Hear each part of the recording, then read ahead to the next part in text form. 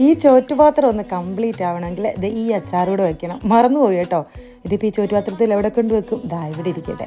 അപ്പോൾ ദാ ഇന്ന് ചോറ്റുപാത്രം നിറച്ച് കറികളായിട്ട് ഒരു നാടൻ ചോറ്റുപാത്രമാണ് കുഞ്ഞുങ്ങൾക്ക് കൊടുത്തു വിട്ടത്.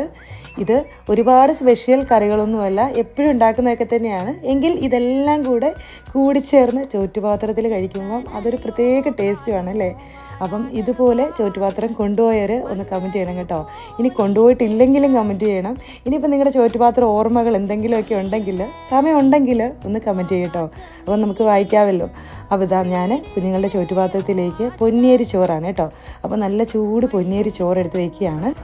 സാധാരണ ഞാൻ കുത്തരിച്ചോറാണ് കൊടുത്തു വിടുന്നത്. അപ്പോൾ മക്കൾ പറഞ്ഞു പൊന്നിയരി മതിയെന്ന്. പിന്നെ രാവിലെ വേഗാനും എളുപ്പമുണ്ടല്ലോ, അതുകൊണ്ട് ഞാനിതാ പൊന്നിയരി ചോറാണ് വെച്ചത്. അതിനുശേഷം അതിലേക്ക് നല്ല തേങ്ങാ ചമ്മന്തിയും മുളക് ചമ്മന്തിയും വെച്ച് കൊടുത്തു. മക്കളുടെ ഫേവറേറ്റാണ് മുളക് ചമ്മന്തി കേട്ടോ. അപ്പോൾ കുറച്ചേ വെച്ച് കൊടുത്തുള്ളൂ, മുളകല്ലേ. പിന്നെ അതിലേക്ക് കിഴങ്ങ് മെഴുക്കുവരട്ടി വെച്ചു, മുട്ട പൊരിച്ചത് വെച്ചു. പിന്നെ ഇതിലൊക്കെ കൂടെ കോമ്പിനേഷൻ എന്ന് പറഞ്ഞാൽ മോരുകറിയാണല്ലോ, അപ്പോൾ അത് വെച്ച് കൊടുത്ത് ലഞ്ച് ബോക്സ് അടച്ചപ്പോഴാണ് ഓർത്തത് അച്ചാർ വെച്ചില്ല എന്ന്. ഇരുമ്പമ്പുളി ഉണക്കി അച്ചാർ ഇട്ടതാണ് കേട്ടോ. അപ്പോൾ അതുകൂടെ വെച്ച് കൊടുക്കുകയാണ്.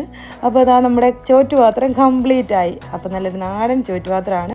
ഇതൊക്കെ കണ്ടിട്ടേ എനിക്ക് കൊതി വന്നിട്ട് വയ്യ. ഞാൻ ബാക്കി കറിയൊക്കെ കൂട്ടിയിട്ടേ പോയി ചോറിനട്ടെ കേട്ടോ. Okay, by.